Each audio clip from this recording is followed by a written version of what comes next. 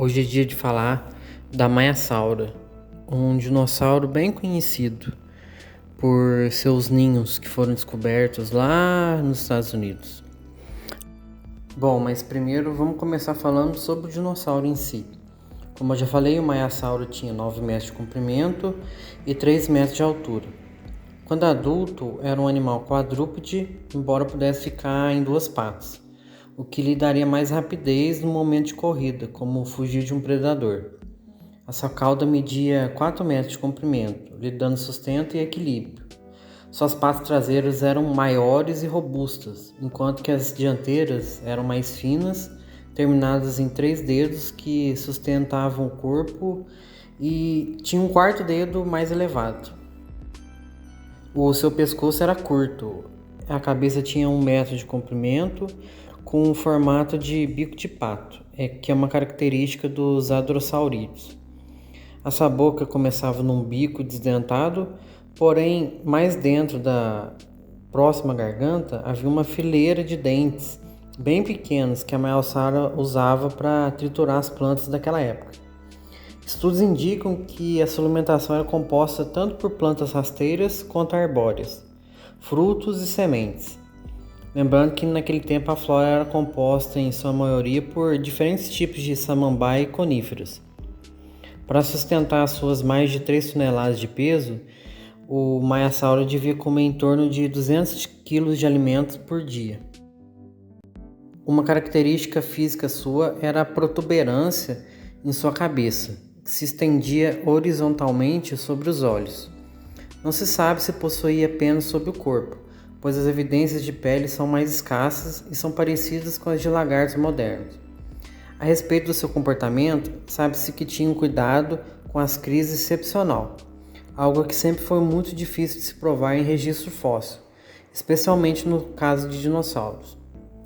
Provavelmente a Maiasaura vivia em grandes rebanhos, que podiam chegar a 10.000 indivíduos, o que os auxiliava muito contra predadores.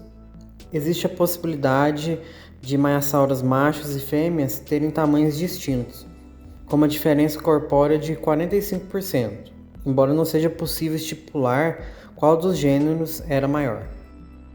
Estudos indicam que, em diferentes épocas do ano, as Maiasauras migravam de uma região para outra, em busca de alimento.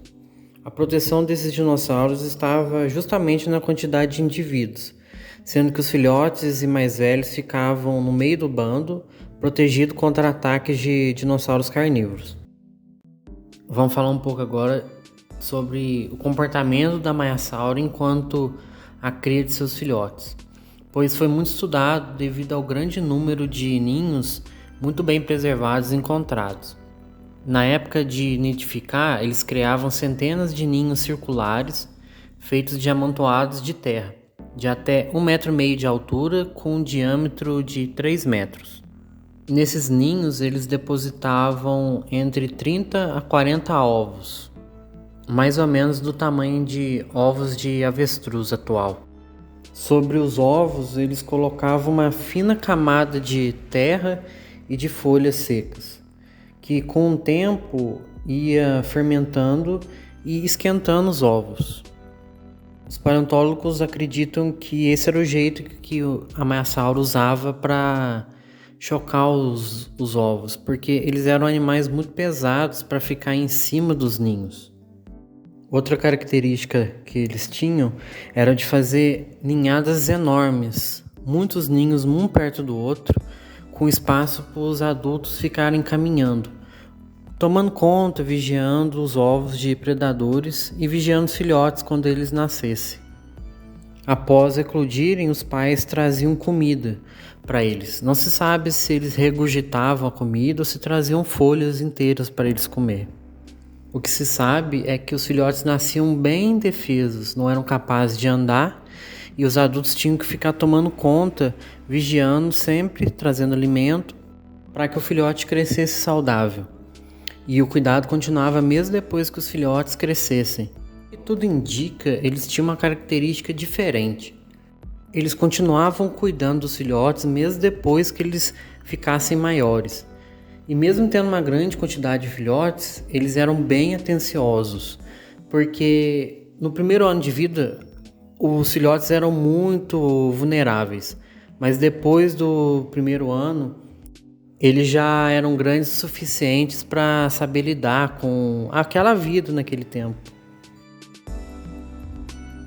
Agora, a época que os maiassauros viveram foi durante o período Cretáceo, mais ou menos 76 milhões de anos atrás, na era do Campaniano. Durante esse tempo, a América do Norte tinha uma geografia diferente. Era cortada por um mar em seu centro e havia vulcões ativos em diversos locais, além de uma fauna diversa de outros tipos de dinossauros. Como exemplo, a gente pode falar de outros hadrossauridos daquele tempo, que eram os dinossauros bico de pato.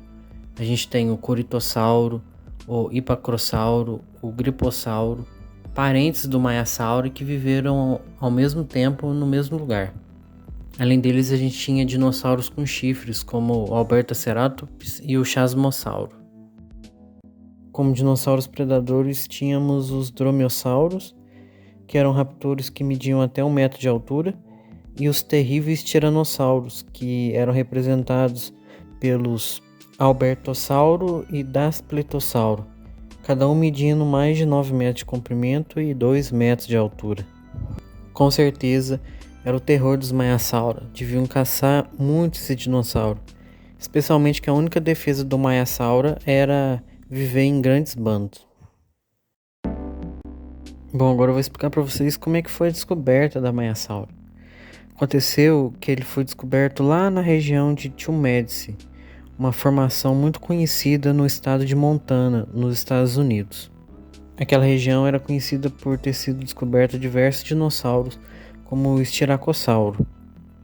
Porém, em 1978, a entusiasta em paleontologia Marion Catherine, ela estava fazendo uma trilha lá, numa cidade a 20 km da cidade de Chouteau, e ela se deparou com fósseis.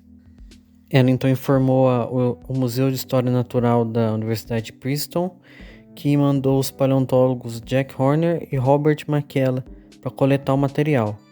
E eles ficaram surpresos, pois se tratava de fósseis de filhotes de uma nova espécie de dinossauro. Eles coletaram cerca de 15 fósseis de filhotes de dinossauros, sendo que 11 deles estavam dentro do que parecia ser um ninho que media em torno de 1,5 metro de altura por 3 metros de diâmetro. E eles encontraram também vestígios de cascas de ovos e uma série de materiais que correspondia a ovos fossilizados. Aí em 79 eles publicaram um estudo na Nature, apresentando ao público o maiassauro, um novo dinossauro que, ao que tudo indicava, era um dinossauro muito cuidadoso com os seus filhotes. Foram encontrados mais de 200 fósseis de maiassauro das diversas idades, e já foram até descobertos fósseis de maiassauro lá no Canadá, no estado de Alberta, o que indica que provavelmente esses animais eram migrantes, iam de uma região para outra, buscando as melhores condições dependendo da estação do ano. Uma curiosidade, o nome da maiassaura é Maiassaura plebiscorum, observando que a palavra sauro foi feminizada e virou saura, e Maia faz uma referência a uma deusa grega. O significado é lagarto boa mãe. Agora o nome da espécie, Plebiscorum, é uma homenagem à família de John Peebles e James Peebles, que eram proprietários do terreno dos achados dos primeiros fósseis de maiassauro. Para vocês terem uma ideia da importância do maiassauro, ele hoje é o dinossauro símbolo do estado de Montana, e a região do achado dele hoje é considerado como sendo a Montanha dos Ovos. Ou melhor, achado dela, né? Bom, é isso aí, pessoal. Falei um pouquinho da maiassauro, aproveitando que a gente está em março, mês das mulheres.